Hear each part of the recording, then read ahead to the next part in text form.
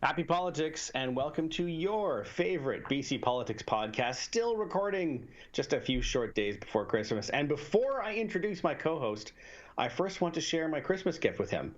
Jordan, this week we are not going to talk about COVID in any way, shape, or form. This is the greatest gift I could ever be given. I'm so happy. I'm so tired of talking about it. I'm tired of thinking about it. I'm tired of dealing with it. I just want to hide away until, I don't know, Biden comes up with a cure or something. I don't care who does. Just save me. Keep working, Uncle Joe. So, with that out of the way, and we're not bringing it up again, it is year-end season, Jordan. That for those of us in the press gallery, that means year-end interviews with the party leaders. This year, we've mentioned this a couple shows ago, I think. The Premier, John Horgan, is not doing year-end interviews. He is doing, instead he's undergoing cancer treatment for his radiation therapy for his throat, and we wish him nothing but the best. There was no substitute put up in his stead, and that is what it is. I will do what I did the first 2 years, which is publish a list of questions I would have asked him, which, were always fair and interesting. But I did get to sit down with both Sonia Furstenau and Shirley Bond. Well, that's great news. First of all, again, I don't know why the NDP government with a giant cabinet and, 50-something MLAs could not find one cabinet minister to trot out for year-end interviews. I think the better communication strategy would have been talk to the press gallery reporters, whoever wants to do year-enders, find out, get a list from them, 2 or 3 cabinet ministers they'd like to talk to, and then pick one and go. And if you have someone like Keith Baldry, who only talks 24/7 about the thing that we're not talking about this time, he can go talk to Adrian Dix. If it's someone in the Valley who clearly wants to talk about agriculture, you could talk to Lana Popham, or someone who wants to talk about the government as a whole, could talk to Deputy Premier Mike Farnworth. These people are available. They're around. At least I hope they're not traveling, because that could be part of an issue coming forward because of that thing we're not talking about. Why not make them available to the press? I just don't understand that from a comms point of view, but I don't get the big bucks like the Dipper comm staffers get, so what do I know? It's a fair point you raise. It would have been interesting. You would have probably had a situation where you wouldn't be able to ask all the questions you'd ask, but some is better than none, which is a theme that we could talk about in that subject we're not talking about, that we're not going to talk about. Look at us talking about the thing we're not going to talk about. I'm not going to do that again, I swear.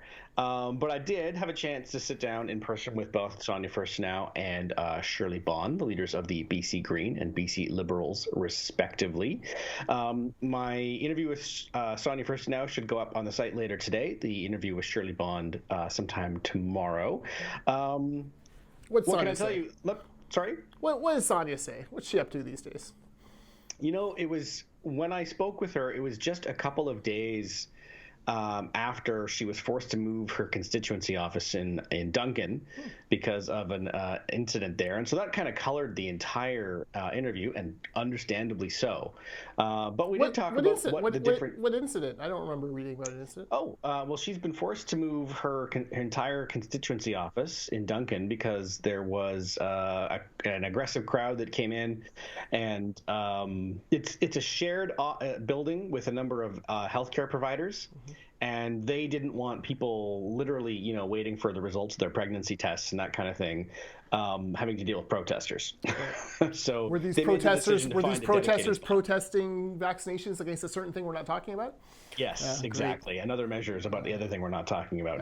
And apparently they even lobbed some things over the plexiglass wall into the office, and she decided, okay, we can't do this anymore.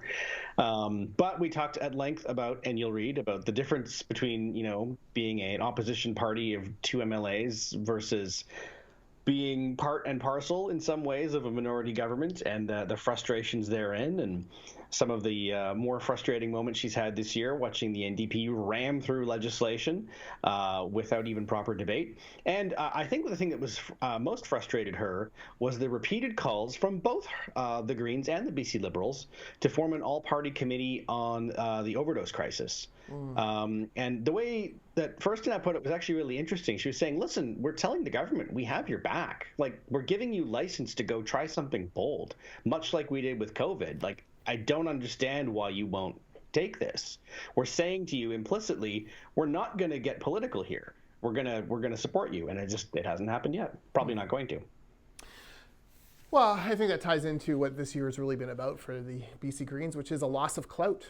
Whatever Absolutely. clout they had in the minority government, even if it wasn't perfect and they didn't get their way on everything, they certainly had a lot more than they do today. My sense is that Sonia and Adam have been mildly surprised, shocked, disappointed that those working relationships they worked so hard to build over those years of minority government mean absolutely diddly squat in a majority, and maybe even less than diddly squat. Maybe that's naivete on their point. Both of them were elected just then, and so they're not. Neither of them knew what it was like to just be in opposition. They had only ever experienced being, a crucial part of a minority government.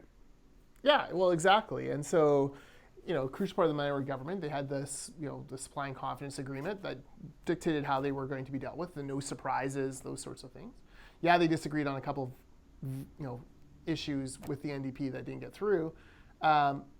But by and large, they had a very good working relationship. And one suspects that behind the scenes, they worked individually with various ministers on files that were important to them or controversial files, and probably built pretty good working relationships. Like I said, once John Horgan got his majority, he didn't care much about working with other people. You see, in government over and over again, we see the same trend. It probably doesn't matter what political stripe, but what they say in opposition and what they really want, and then, whether it's openness, communication, freedom of information, whether it's collaborative working, blah, blah, blah. Then they get into government, provincially, and it immediately falls by the wayside because they have all the levers of power. Why would they want to ever share it or bring anyone else into it? Sonia's right to be very disappointed about this from the mental health and opioid addiction point of view, because that is a file that transcends all politics, that frankly we should be trying a number of different things and experiments to see what works, that we should be researching the heck out of best practices from around the world, and we should have as much horsepower behind as possible and as much partisan support. There is a huge percentage of British Columbians, I don't know what the percentage is, but a huge percentage of British Columbians who struggle with the idea of giving drugs to addicts, whether it's a clean supply or not. Giving drugs to addicts is tough for a taxpayer to get their head around, for a lot of taxpayers to get their head around as far as that goes. If the NDP want to do that, which is a recommendation that generally gets floated, they are going to need people like the BC Liberals, the fiscal conservatives in BC, to kind of be ambassadors for that message. This is why we're doing it. No one wants to give drugs to drug addicts, but we want to keep people alive. We want people to die even less. And so there's a trade-off. They need those kind of messaging voices out there. Otherwise, they're going to be, they're going to find their support wither, and they're going to find a lot of hostility towards that program. It's just the way it's going to be. So, I don't understand the NDP, for a government that, 4 years ago, 5 years ago, basically claimed that, opioid deaths were on Christy Clark's head and her fault. And I'm not exaggerating. That is what they said. The phrase that they used was blood on her hands. Blood on her hands. And now we've seen record deaths 2 years in a row. We're going to smash all records again this year.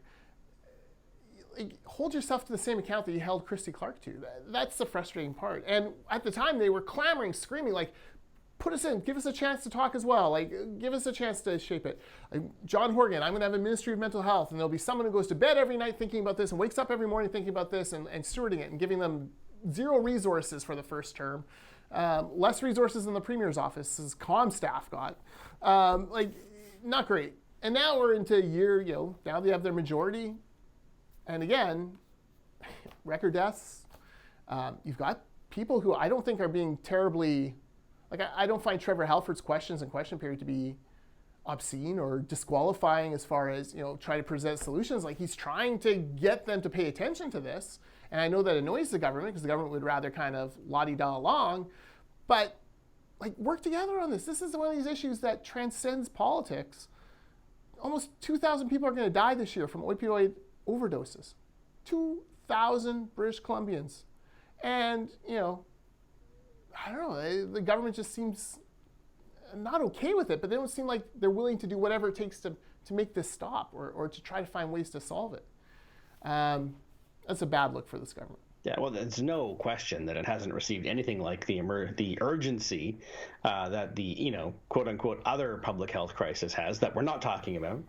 So you're right. It was a frustrating thing for not just for Sonia First now, for everyone who's watching this file. Let's try something new. Let's get all the ideas on the table. And I think you're removing the political barrier, as you might, from having all the parties work together. It just seems like a no-brainer to me as well. Hope springs eternal for 2022. Yeah. On the Sonia thing, too, just thinking about having to move for office. I mean, this is a trend now, and it's a cross-partisan trend as far as politicians who have been accosted or, Mike Bernier was a good example, BC Liberal. I think Trevor Halford had an incident. He did. South Surrey, White Rock, BC Liberal. Susie Chant, and I don't remember the details there. And then just a couple days ago, Brittany Anderson, who's the MLA for Nelson Creston, was accosted at a highway rest stop and basically had to, I was going to say flee the scene. I don't mean it like that. I just mean like they felt they had to get out of there. Yeah. It just goes to show that there's no respecter of party going on here. Yeah, and then there's whatever happened to Catherine Conroy, which may or may not be related. It may just be... And we've talked about crime in Victoria many times. Yeah. It may just be a simple Victoria assault, as is happening more and more frequently. It may not be vax related at all. In fact, there's no evidence it is at this point. But this is got to be a concerning trend. Emotions are getting heightened. If more restrictions come for the thing we're not talking about, that's only going to perpetuate it. Some of the news and rhetoric we get out of the United States on this, seeps into Canada, obviously, but we shouldn't delude ourselves. We have a lot of that too. So, it's a tough time for these politicians, and I'm just not sure what the answer is other than, everyone take a step back and take a breath and try to rationally think this through. But there is no rationalization anymore on these issues.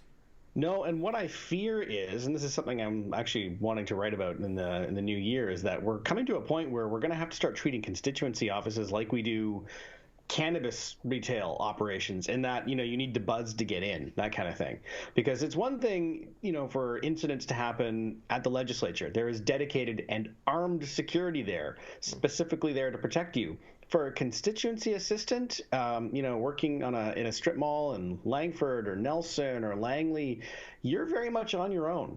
And if these incidents continue, the legislature and the Legislative Assembly are going to have absolutely no choice but to, look at real security measures for these people, again, for all parties. Yeah, real security measures, and maybe even a rule where you have to have 2 people in the office at all time. Yeah, which will increase the budget. That's expensive. I mean, it's actually shocking how tight the budget is for constituency offices, especially in urban areas where rent is expensive. Yeah. Although I guess that might be everywhere in BC now. I'm not hearing a lot of bargains out of Nelson Creston or anywhere else in this province. No, but you're right. I mean, if you're, I don't know, Spencer Chandler Herbert in Vancouver West End, I mean, your rent budget is going to go a lot less far than, Dan Davies might up in Fort St. John. Yeah. So that's that's something that's going to have to be considered. And it's just, I guess, a sign of our times. It's depressing, though, that's for sure. It is indeed. I also had a chance to speak. I said sit down with both. With Shirley Bond, she was in Prince George, so it was remote, coincidentally enough, from her constituency office. And this was also a very different interview because for her, we know going in, this is the last interview you're going to be doing as the leader, because no matter what happens in about, a month and a half, not even 5-6 weeks, she will not be the leader of the BC Liberals because there's a leadership contest going on, and we'll get to that. So, I mean, the year-end interview kind of became a retrospective of your time as interim leader. And not to go backwards in our conversation, but I mean, Sonia Furstenau was very quick to heap praise on Shirley Bond for the job she's done, not just holding the government to account, but sort of rallying her party and, leaving it in a better state than she found it. And also being, as she said, a mentor to her personally, which I thought was actually really interesting. But so with Shirley Bond, it was more of a... last year when we spoke, you told me you were going to transform this party into a real opposition party because it had been cooperating mostly on that thing we're not talking about. And I mean, looking back at this year, and especially this last session, I think you'd have to say mission accomplished. This fall session was not a good one for the NDP government, and that, I mean, the leader of the opposition deserves a lot of the credit there. Yeah, I would agree. They came a long way. The questions were more pointed. They found good issues that the public actually gave a damn about, which is always a bit of a problem sometimes. And they found ways to keep those issues in the public spotlight. Exactly. The children with autism issue, reading the letters from actual families, perfect. The FOI issue, they did just enough on there to keep it front and center, but without stepping on the coalition of groups like ours, everything from us to the Tyee, who are doing all sorts of, work on that and trying to convince the NDP government not to be stupid. Mission failed, but whatever. She's done a lot there. I feel like even though they're in the middle of a leadership race, the caucus from the outside at least seems cohesive. It seems like they're all on the same page, working towards the same goal, which is obviously to de-elect the NDP in 20 whatever. That's really all an interim leader can do. There isn't a whole lot more. They're not going to change the ideology of a party. They're not going to rebrand a party. They're not going to put a fresh stamp on it. But they can kind of reconvene the forces, keep them on the same page, even during a divisive time or potentially divisive time, and keep them focused on the goal. That is a credit to Shirley. And I think my sense is she enjoyed this year as leader more than she thought she would. I agree. Not to say that I think she wants to be the permanent leader, because I don't think she does that, but I do get the sense that she kind of got a kick out of it, being in the big office down the hall. Yeah, that's my sense as well. I don't think she had any interest, and she's never run for it, in being the full-time leader. But, I mean, it would be hard to criticize any aspect of how she's handled being the interim leader. I did ask her if there was a moment that, she'll recall with extra fondness, something she'll enjoy looking back on. And she was very quick to say, yes, absolutely. And it was that last question period where not just the tributes from all three parties, but she really enjoyed Peter Millibar's pretty dead-on impersonation of her, which I encourage you to watch back in the record and answer. It's pretty bang on. And, if you're talking about making fun of your boss on television, brave. Yes. Well, I mean, good for Millibar. Yes. Yeah, look, I mean, when you're in politics as long as someone like Shirley is, or Mike Farnworth, or Mike DeYoung, I mean, you're talking about people who 20-plus years now. That is a very select company of British Columbians who have served the public that long in that place. So yeah, you gain respect, you gain experience, but I think you also gain a little bit of wisdom along the way and a little bit of humility along the way, right? You see the flashy folks come and go, Yeah. You outlasted Corky Evans, you see them kind of, they come and they go, and there's probably that sense of I'm almost part of the marble in this place, I'm here, I'm always here. I think it's one of those traditions that, for all the talk of, the rancor of question period, and God save the children, hide the children from the mean politicians yelling at each other, for all that hand-wringing and nonsense that you and I think is just silly overreactions. This is the nice part of that is, this is that cartoon of the sheepdog and the wolf clocking out at the end of the day and going for beers together, checking in on each other's families in their off times and then coming back and fighting again. It's part of the theater of politics. It's part of the theater of that place. And frankly, it's why people like you and I get such a kick out of watching it. Yeah, absolutely. And, as a quick aside, you mentioned the sheepdog and the wolf. The last time we used that as a very apt metaphor, a friend who watches the show texted me afterwards and said, what the hell is the sheepdog and the wolf? And this friend is not 22. This someone is in their 40s. And I was, really? You don't know the sheepdog and the wolf? And then it occurred to me, I don't actually know their names or how to describe it other than the sheepdog and the wolf. But yeah. Guys, Google it. It's a Looney Tune. It was a Looney Tune, right? I'm pretty sure. Yeah, I think so. Yeah. I'm sure. But it was this I have no idea what the hell you're talking about. Which is a shame because it's actually the perfect metaphor. So it's like when Jillian hears us talking about football, she has no idea what we're talking about. Yes, exactly the same. I got you. All right. Now, we talked about Shirley Bond and the fact that she will not be the leader in February, and that is because the BC Liberals will have selected their new leader by then. But this past week, I want to say Friday, you'll correct me, was the deadline for new membership signups for that party, for the votes to count in the leadership race. And Jordan, I'm sure you will have some insights and updates and where things, from the outside appear to stand right now. Yeah, I haven't heard from the party yet what the official membership universe is. I think there's a few memberships that they're still trying to sort out addresses for, things like that. That happens in every leadership race and in every party. So they'll sort all that out. But let me tell you about the Langley East experience, because I can get more data on that since I'm El Presidente of the Langley East BC Liberal Riding Association this year. Langley East, 916 members. That's new, like total members or total new members? Total members, 916. Okay. And I would suspect that puts us on the higher end of the party. I don't think Nelson Creston, not to pick on them, that we just mentioned them.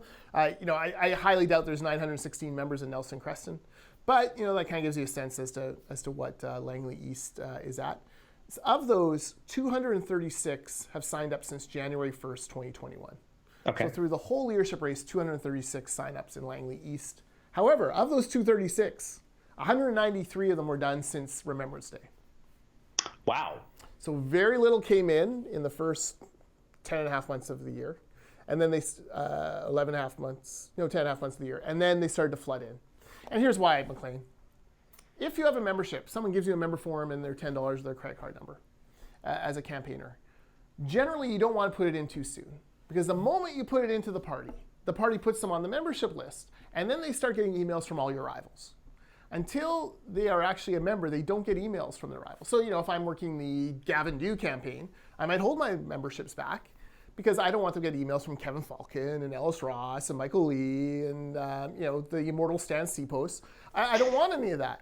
So you hold them until the very, very end, and then you start putting them in before the deadline. You want to make sure they get processed before the deadline, so you start putting them in that last month. In the final week before close, so I said 193 from November 15th to the deadline, which was December 17th, I think. Yeah, I think so. Late last week. Yeah, of that 193, 155 came in the final week. Wow.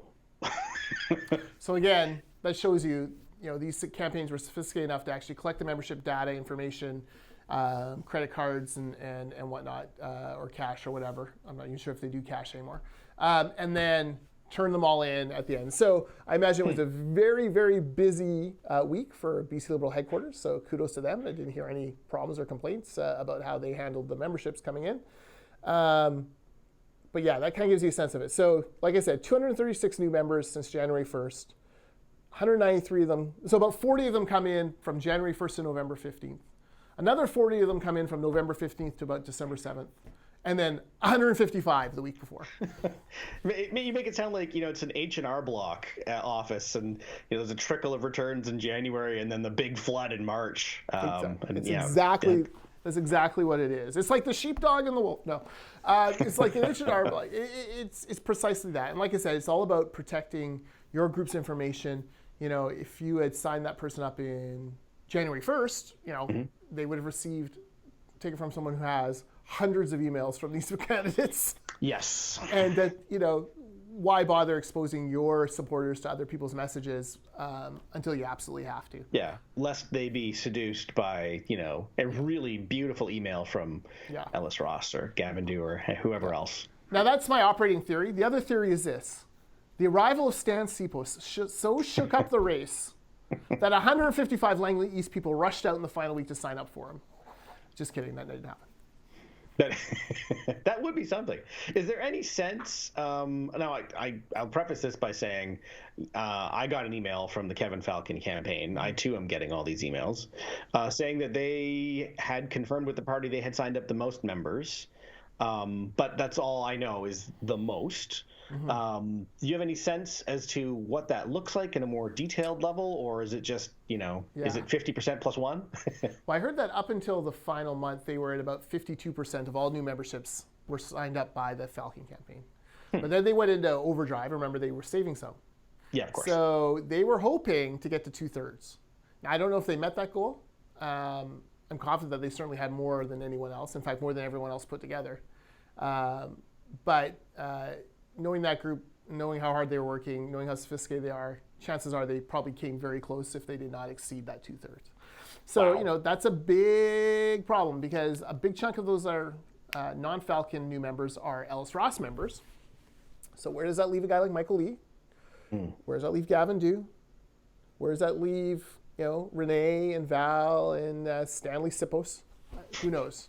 So my sense is this is very much a two-person race between Kevin Falcon and Ellis Ross. And the real question is, can Kevin Falcon get to 45% on that first ballot?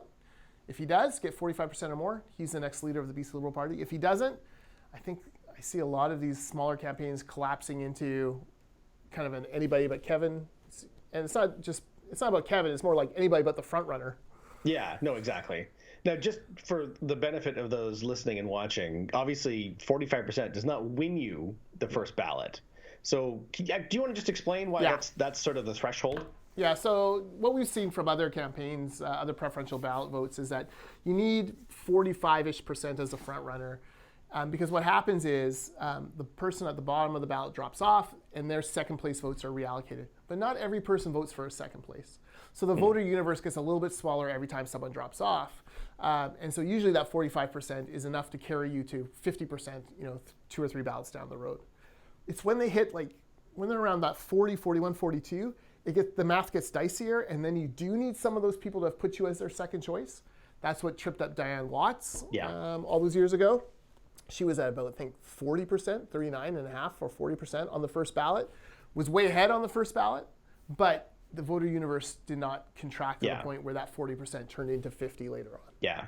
So, I mean, this is not going to happen, but it is mathematically possible for Kevin Falcon or anyone else to get 45% of the first place votes and still lose if literally no one lists him as a second, third, or fourth, fifth place choice. That's almost certainly, it's very close to mathematically impossible, but it's theoretically possible, just to sort of show how the process works. Yeah, look, and there's people out there who will vote for 1, 2, 3, 4 candidates. Yep. There will be people in this race who will try to predict the ballot order and see if they can get their vote counted 7 times.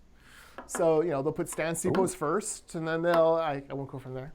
But you know what I mean? So, people vote in weird ways. But anyways, like I said, my sense is, I feel if I had to put money on it, even though I'd get better odds than Ellis, I'd probably put it on Kevin still. But like I said, a lot of it depends on how Kevin has been building relationships behind the scenes with some of the other campaigns. Does he have a good relationship with a Val Litwin?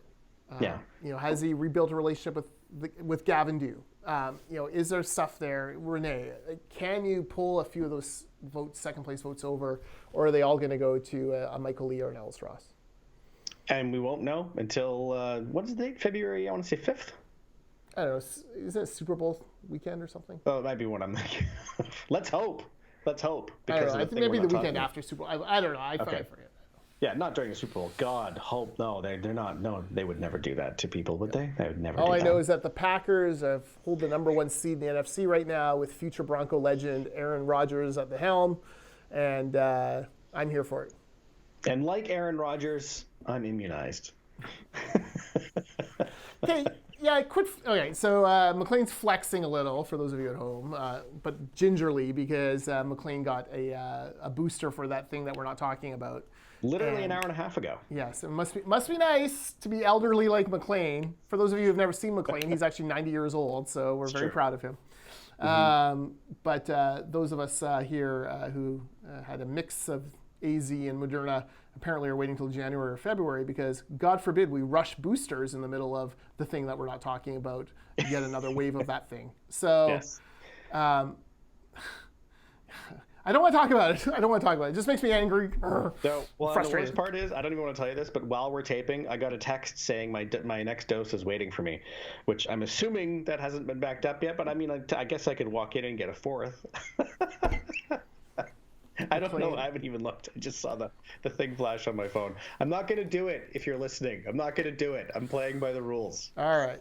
Can I just say to the viewers and listeners who watch this show, thank you for watching all year. This is our last one for the year.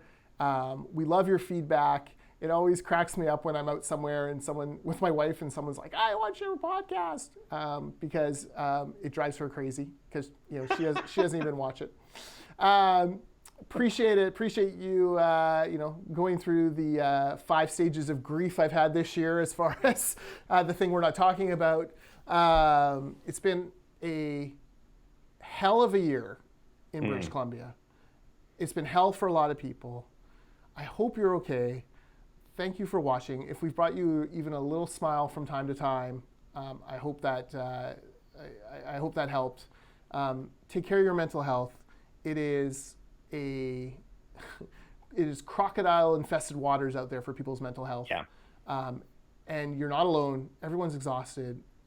We all feel it. We're with you. Try to find some rest and some peace and some joy this Christmas season. Merry Christmas from myself, from ICBA, from my wife Jenny, who's not watching this. And again, thank you for watching, putting up with my strange rants throughout the year and the ways that McLean winds me up. And I would just like to point out, we're taping this now, and that other show McLean's on, that Capital Direct show, no, they're like off till January, probably holidaying in the sun. I don't know what they're doing. That's true. On a beach somewhere. I wish.